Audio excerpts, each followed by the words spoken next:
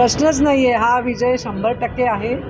आणि डॉक्टर शिल्पा सांगोरे ह्या समाजसेवेमध्ये आधीपासूनच आहेत. त्यांचे पती आहेत डॉक्टर सांगोरे, हे सुद्धा पूर्णपणे समाजसेवेत आहेत, डॉक्टर आहेत. हा मला आनंद आहे की महानगरपालिकेमध्ये डॉक्टर्स, आणि ते पण एवढ्या सुशिक्षित आणि सुसंस्कृत डॉक्टर तिकडे जात आहेत.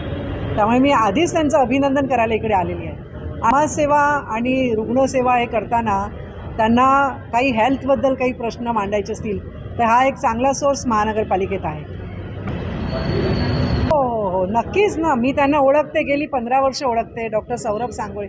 आम्ही पेशंटबद्दल जरी फोन केला तरी ते त्यांना इतकं व्यवस्थित करत असतात. आम्ही गेलो की आम्हाला कळतं पेशंटनासुद्धा ते चांगली सेवा देतात, कमी पैशामध्ये सेवा देतात. तर एवढे चांगले डॉक्टर, आणि डॉक्टर हा देवाचाच अवतार आहे मी तर असं म्हणेन.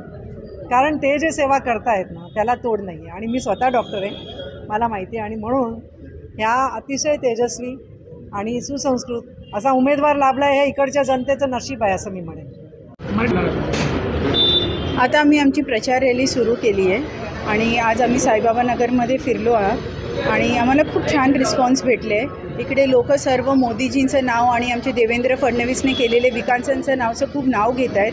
त्यांना माहीत आहे की आता आम्हाला, ते जागरूक आहे ते नागरिक, त्यांना माहीत आहे की आता आम्हाला विकासची सरकार हवी आहे, हिंदुत्वाची सरकार हवी आहे. नाही, ते आम्ही इकडे राहतो, आम्ही स्थानक आहे म्हणून लोक आम्हाला ओळखतात आणि संपर्क आहे. पण खरोखर तर इकडे शेट्टी सरांनी, गोपाल शेट्टी सरांनी एवढं वर्षापासून काम केलं आहे, मग त्यांचं नाव जास्त मोठंच आहे. समाजसेवक आम्ही डॉक्टर म्हणून केले आहे एवढं वर्षापासून, पण आम्ही आमच्या पार्टीला पण 2017पासून जुडलेलो आहोत आणि खरोखर तर ते कामाचे आम्हाला आशीर्वाद पण आहे. आणि मला खरोखर आपले आदरणीय मुख्यमंत्री श्री देवेंद्र फडणवीसजी, आमचे लोकप्रिय नेता श्री पियुष गोयलजी, गोपाल शेट्टीजी आणि संजय उपाध्यायजी यांना सर्वांना हार्दिक अभिनंदन द्यायचं आहे की मला ही संधी दिली. मला खूप छान रिस्पॉन्स भेटतो आहे आपल्याकडून. तेच मी जसं सांगितलं, लोक सांगत आहेत की आम्ही तर कट्टर BJP आहोत, आम्ही नेहमी मोदीजी बरोबर आहोत आणि फडणवीसजी बरोबर आहोत. ते बघून आम्हाला खूप छान वाटतं.